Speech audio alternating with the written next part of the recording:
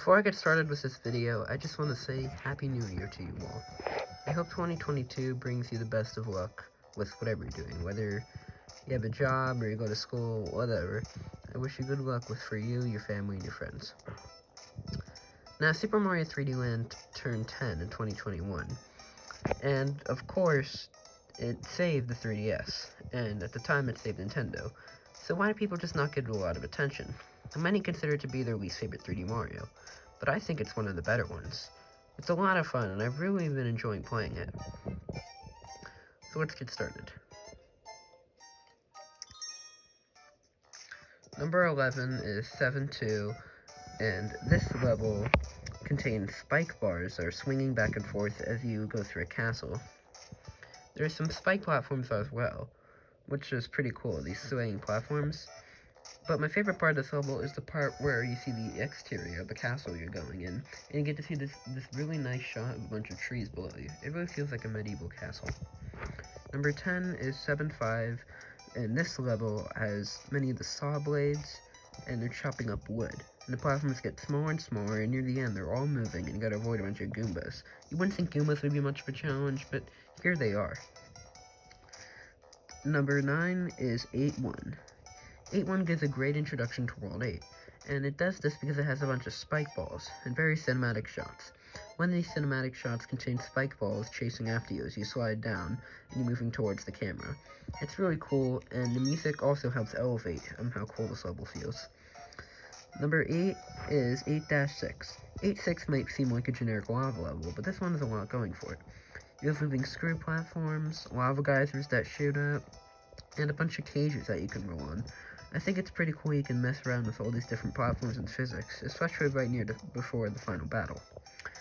Number 7 is 8-5, Bullet Bill number 5.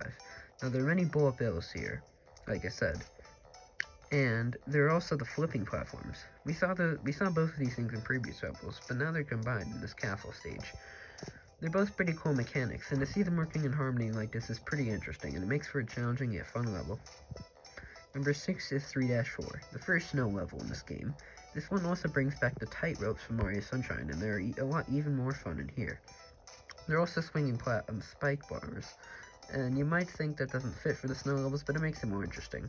It's overall a pretty fun level, and of course the song is great, even if it is better in the 3D world. Number 5 is 7-Airship. There are a lot of airship levels in this game, but this one really stood out to me. There are these rotating cylinder platforms, which can be pretty challenging to avoid, but the best part is when you fight both Boom Boom and Pom Pom at once. It's really fun avoiding Pom Pom trying to crush you with her shell and Boom Boom spinning around with his big arms. The Mad Lad gives you quite the battle, since you're fighting two of these guys. Number 4 is 6-3.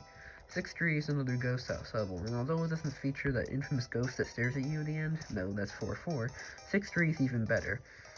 There are different parts of this level where you have to use a bunch of war boxes, and it's like a big puzzle. You even get to hop on piano keys, and at one point a bunch of books move past for you to avoid some peepas.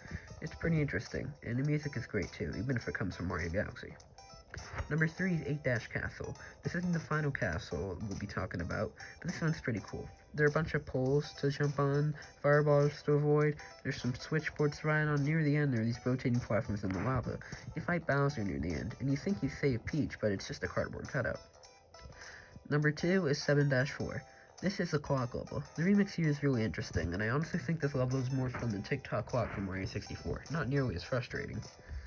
In this one, you move on a bunch of rotating gears, and you also avoid the bombs, and you even go inside of the clocks at one point. There's some big windows that show you that you really are inside a big clock tower, and some moles to avoid too.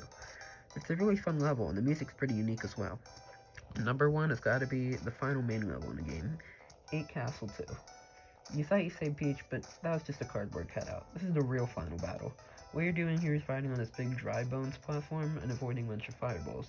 Then you shoot a cannon all the way up to a storming tower, and then, on the final battle with Bowser, he shoots a bunch of fireballs at you as you climb your way up. It's a really interesting and dynamic fight, and although I wouldn't say it's one of my favorite Bowser battles, it's still a lot of fun. And if you have 3D Land, you might remember this one quite a bit. It's very cinematic. I didn't include any of the special stages because I figured that they were all kind of similar to the normal ones. Thank you for watching, and if you have Super Mario 3D Land, have fun, and have a Happy New Year.